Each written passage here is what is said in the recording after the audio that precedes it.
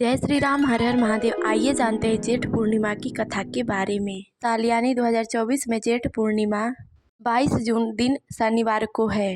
इस दिन भगवान विष्णु व माता लक्ष्मी जी की विशेष रूप से पूजा अर्चना की जाती है। पूर्णिमा तिथि पर स्नान दान का भी विशेष महत्व बताया गया है। इस दिन भगवान विष्णु व माता लक्ष्मी जी की विशेष पूजा करनी चाहिए तथा सत्यनारायण भगवान की कथा भी श्रवण करनी चाहिए।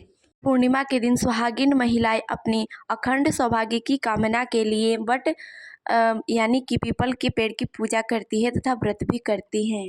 जेठ पूर्णिमा का फल बहुत ही ज़्यादा फलदायी माना गया है और कहते हैं कि इस दिन यदि विधि विधान के साथ भगवान सत्यनारायण भगवान की कथा की जाए तो हमारे जीवन से समस्त दुख व कष्टों का निवारण हो जाता है। भगवान सत्यनारायण भगवान विष्णु के ही स्वरूप है।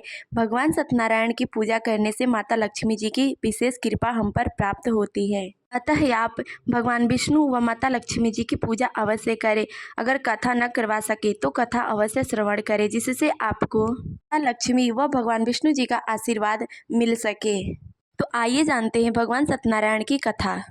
पौराणिक कथा के अनुसार काशीपुर नगर में एक ब्राह्मण रहा करता था। वह बहुत ही ज्यादा गरीब था, अतः भिक्षा मांगकर अपना जीवन यापन किया करता था।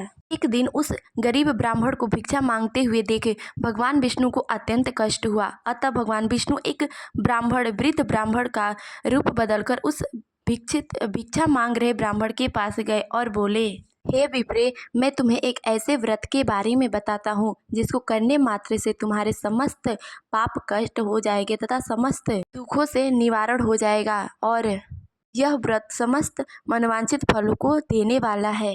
हे विप्रे, श्री सत्यनारायण भगवान का व्रत करो, पूरे भाव व श्रद्धा के साथ करो। भगवान सत्यनारायण तुम्हारी सभी कामनाओं को पूर्ण करेंगे तथा तुम्हारे सभी कष्ट को दूर करेंगे। भगवान सत्यनारायण की व्रत रखने का और पूजा करने का सही समय पूर्णिमा तिथि है। इस दिन उपवास रहकर उनकी विशेष पूजा अर्चना कर उनकी कथा श्रवण करनी चाहिए। इस दिन अपने हृदय में अपने मन में कभी भी गलत विचार नहीं रखने चाहिए। हमें सदैव यह स्मरण रखना चाहिए कि श्री सत्यनारायण भगवान हमारे पास ही विराजमान है। अतः पूरी निष्ठा व भक्ति भाव के साथ भगवान विष्णु व माता लक्ष्मी की पूजा अर्चना कर भगवान सत्यनारायण भगवान की कथा श्रवण करनी चाहिए। भगवान सत्यनारायण की कथा हमेशा संपूर्ण ही सुननी चाहिए। आधे अधूरे कथा बीच में छोड़कर नहीं जाना चाहिए और अपने संकल्प को पूर्ण करना चाहिए। इसके बाद वह साधु बोला कि अगर मुझे भिक्षा से उतनी समर्थता हो जाती है तो मैं सत्यनारायण भगवान की कथा जरूर करवाऊंगा। अतः जब वह अगले दिन भिक्षा मांगने के लिए गया तो उसे दोगुना भिक्षा में चावल मिले। वह बेचकर उनसे सत्यनारायण भगवान की कथा करवाता है। भगवान सत्यनारायण की कथा के करवाने के माध्यम से उसके घर में धन्य धान्य की वृद्धि होने लगती है। यह देख एक वैश्य उस गरीब ब्राह्मण से, जो कि भगवान विष्णु द्वारा बताए गए सत्यनारायण भगवान की कथा से धन्य धान्य से संपन्न हो चुका था, सत्यनारायण भगवान की कथा के बारे में पूछा। अब उस वैश्य ने अपने मन में यह संकल्प लिया कि अगर मेरी संतान हो जाती है तो मैं भी तब भगवान सत्यनारायण की कथा करवाऊंगा। लेकिन उस वैश्य के मन में विश्वास अधूरा था तथा श्रद्धा की कमी थी। कुछ दिन बाद भगवान सत्यनारायण की कृपा से उस वैश्य के घर में एक कन्या का जन्म हुआ।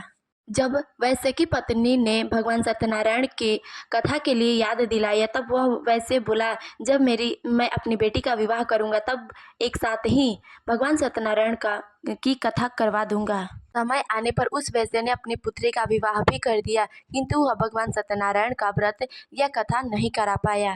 एक दिन वह वैश्य अपने दामाद के साथ व्यापार के लिए कहीं दूसरे शहर में गया हुआ था।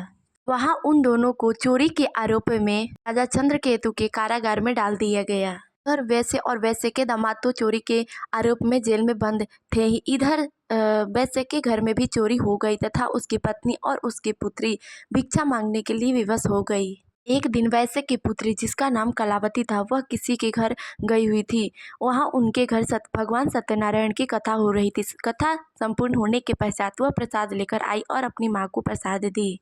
तब अगले दिन माँ और बेटी ने मिलकर भगवान सत्यनारायण की व्रत किया तथा उनकी पूरे श्रद्धा व भाव से उनकी कथा सुनी और अपने पति और दामाद के शीघ्र वापस आ जाने के लिए प्रार्थना की। भगवान उन दोनों की पूजा से प्रसन्न होकर चंद्रकेतु के स्वप्न में जाकर बोले, कि उन दोनों को छोड़ दो, वह लोग निर्दोष है, अगर ऐसा नहीं करोगे तो अगले दिन तुम्हारा सारा राज्य नष्ट हो जाएगा। अगले सुबह राजा ने वैश्य और वैश्य के दामाद को कारागार से बाहर निकाला तथा उनको स्वर्ण आभूषण भेंट कर उनको विदा किया। घर आने के बाद वैश्य तथा वैश्य के दामाद दोनों लोगों ने मिलकर के पूर्णिमा के दिन भगवान सत्यनारायण की विधि विधान से पूजा की तथा व्रत किया। इसके बाद से वह वैश्य हर पूर्णिमा के दिन भगवान सत्यनारायण की कथा सुनता व अपने पूरे परिवार के सहित कथा श्रवण करता था तथा व्रत करता था। भगवान सत्यनारायण की कृपा से अंत समय में वह मोक्ष को प्राप्त हुआ। जो भी भक्त पूरे श्रद्धा भाव से भगवान सत्यनारायण की पूजा अर्चना व उनकी कथा श्रवण करते हैं तो उनके सभी कष्ट भगवान श्री हरि हर लेते हैं तथा उन्हें मोक्ष की प्राप्ति होती है। प्रेम से बोलो श्री सत्यनारायण भगवान की जय।